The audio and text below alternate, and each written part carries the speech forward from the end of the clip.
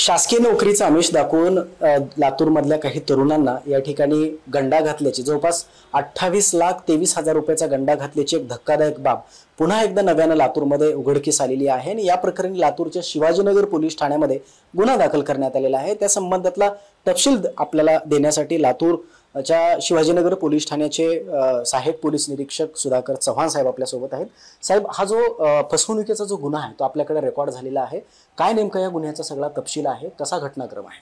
याच्यामधील जो फिर्यादी आहे सिद्धांत बनसोडे यांचे आजोबा चंद्रकांत बनसोडे यांच्या ओळखीचा जहामात गुन्ह्यातले आरोपी आहे शरद विजयकुमार जाधव त्याला उर्फ किनीकर आणि त्यांची पत्नी अंजली जाधव किनीकर ह्यांनी त्यांच्या आजोबाला विश्वासात घेऊन त्यांचं असं म्हणणं होतं की आम्ही केंद्र शासनात आणि राज्य शासनात नोकरीला होतो, म्हणून त्यांनी त्यांच्या ज्या बोललेल्या विश्वासाला भूलथापाला बळी पडून त्यांनी त्याच्यामध्ये त्यांच्या सहमत दर्शवले आणि त्यांच्याकडून त्यांनी 28 लाख रुपये 23,000 रुपये घेतले आणि त्यांचा जो फिर्यादी आहे त्याला TC विभागात नोकरीला लावतो म्हणून त्यांना बनावट नियुक्तीपत्र दिले आणि जी त्यांची जी आते बहीण आहे फिर्यादीची तिला आयकर विभागात नियुक्तीपत्र देतो म्हणून साक्षी त्यांना पण त्यांच्याकडून पण पैसे घेऊन यांनी त्याला नियुक्तीपत्र दिले आणि ह्याच पद्धतीने नाही अशा बऱ्याच लोकांना अजून 34 लोकांना फसवल्याचे तपासात दिसून येत आहे।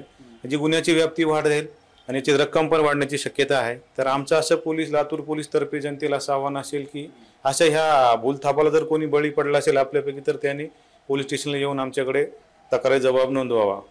याच्यामध्ये 2 आरोपी आहेत, त्यातला एक आरोपी जो शरद जाधव किनीकर आहे तो आता सध्या तुमच्या ताब्यात आहे, त्याला कधीपर्यंतची PCR मिळालेली आहे आणि दुसरा आरोपी कधी मिळेल?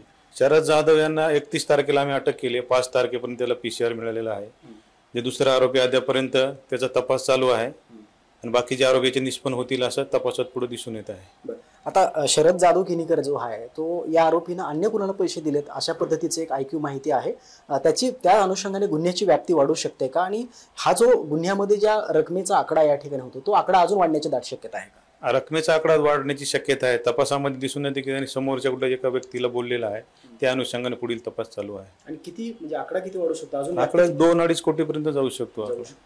याची मोठी व्याप्ती आहे। यानिमित्त लातूरकरांना तुम्ही काय आवाहन करता? लातूरकरांना आम्ही असेच आवाहन करणार की असे कोणी अशा भामट्याच्या कोणी भूलथापाला बळी पडू नये आणि जो कोणी बळी पडला असेल तर त्यांनी शिवाजीनगर पोलीस स्टेशनला येऊन आमच्याकडे तक्रार द्यावी। एकंदरीत आपण जर पाहिलं तर लातूरमध्ये हा दुसरा प्रकार आहे जो शासकीय नोकरीचा आमिष दाखवून या ठिकाणी लाखो रुपयांचा गंडा घातल्याचा हा धक्कादायक प्रकार या ठिकाणी समोर येतोय।